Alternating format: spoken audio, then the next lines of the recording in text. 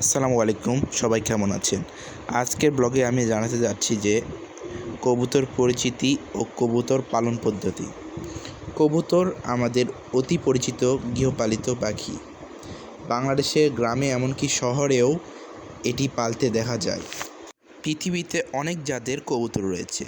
মাংস উৎপাদনের জন্য হোয়াইট কিং, সিলভার কিং, কারনাউ ও হোমার বিশ্ববিখ্যাত। চিত্র বিনোদনের জন্য লাহোরি, ফানটেইল, সিরাজি, গিরিবাজ, ময়ূরপঙ্খী ইত্যাদি জাতের কবুতর রয়েছে। দেশি কবুতরের মধ্যে জালালি, গোলা, ডাউকা, লোটন, মুক্কি ইত্যাদি জাত দেখা যায়। বাংলাদেশে বাণিজ্যিক কবুতর খামার তেমন দেখা যায় না। এ দেশে অনেক চিত্র বিনোদন ও শখের বশে কবুতর পালন করে থাকে।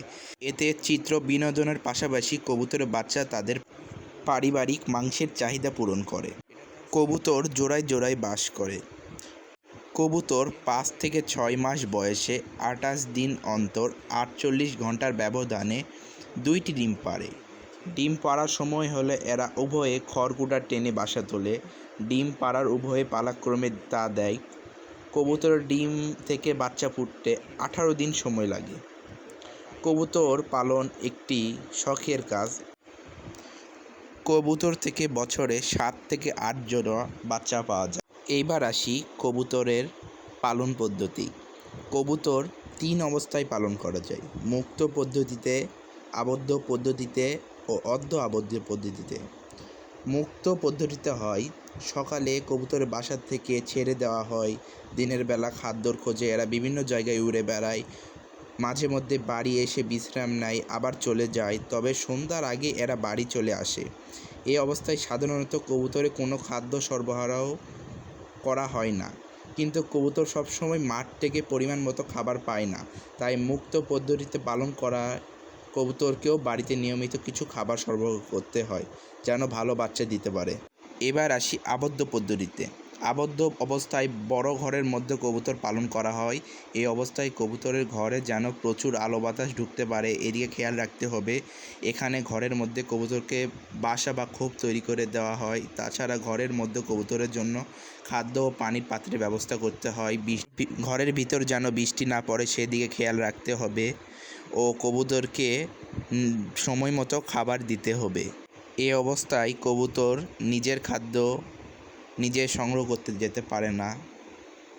এবার আসি অর্ধ আবদ্ধ পালন পদ্ধতি। অর্ধ আবদ্ধ অবস্থায় কবুতর পালন করতে হলে বহুতল বাসা তৈরিতে কম খরচ হয়। কবুতরকে হিসাব করে অর্ধেক খাবার বাড়িতে সরবরাহ করতে হয়। অবশিষ্ট খাদ্য এরা মুক্ত অবস্থার মতো নিজেরা সংগ্রহ করে খায়। এবার আসি কবুতরের বাসস্থান। কবুতর একক বাসা বা খোপের মধ্যে বসবাস করতে পছন্দ করে। কবুতরের বাসা মাটি থেকে উঁচু স্থানে রাখতে হবে যেন বন্য কোনো পশু পাখি ক্ষতি করতে না পারে। কাঠ, পাতলা টিন, বাঁশ, প্যাকিং কাঠ দিয়ে কবুতরের বাসা বা খোপ তৈরি করা হয়। কবুতর থেকে বাচ্চা পেতে হলে এক জোড়ার জন্য পাশাপাশি 2টি বাসা তৈরি করতে হবে, কারণ বাচ্চা পালনের সময় আবার ডিম পাড়ার সময় এলে সে বাচ্চার পাশেই নতুন বাসায় সে ডিম দেয়। কবুতরের ঘর 2 বা ততোধিক তলা বিশিষ্ট রাখতে হবে। বহুতল বাসা তৈরিতে কম খরচ হয়। এবার আছি কবুতরের বাচ্চায়। স্ত্রী ও পুরুষ কবুতর উভয়ই পালাক্রমে বাচ্চাকে খাওয়ায়। এরা বাচ্চার মুখের ভিতর ঠোঁট মিলিয়ে আদরের সাথে নিজের খাদ্যথলির রস মিশ্রিত নরম খাদ্য বাচ্চার মুখের ভিতরে দেয়। এই রস মিশ্রিত নরম খাদ্য অত্যন্ত পুষ্টিকর, যা খেয়ে বাচ্চা দ্রুত বেড়ে ওঠে। কবুতর পালন একটি শখের কাজ। মানুষ শখের বশে কবুতর পালন করে। আপনারা যদি কেউ কবুতরের খামার তৈরি করতে যাচ্ছেন, তাহলে আপনারা দেশি কবুতর পালন করবেন। দেশি কবুতরে অনেক লাভ রয়েছে। বিদেশি কবুতর মানুষ শখের বশেই পালন করে। আপনারা সবাই এই চ্যানেলে ভিডিও দেখেন, কিন্তু কেউ সাবস্ক্রাইব করেন না। আপনারা সবাই সাবস্ক্রাইব করেন যেন আগামীতে আমি অনেক নতুন নতুন ভিডিও আনতে পারি ও আপনাদের উপহার দিতে পারি। আপনাদের সাবস্ক্রাইবে আরও নতুন নতুন ভিডিও আসবে। এই ভিডিওতে যদি ভালো রেসপন্স পাই তাহলে আগামীতে আমি আরও নতুন ভিডিও আনব। আপনারা সবাই এই চ্যানেলকে সাবস্ক্রাইব করবেন এই চ্যানেলের সাবস্ক্রাইবার অবস্থা খুবই খারাপ। আজকের ভিডিও এই পর্যন্তই। আপনাদের সবাইকে ধন্যবাদ। আগামী ভিডিও আসা পর্যন্ত খোদা হাফেজ।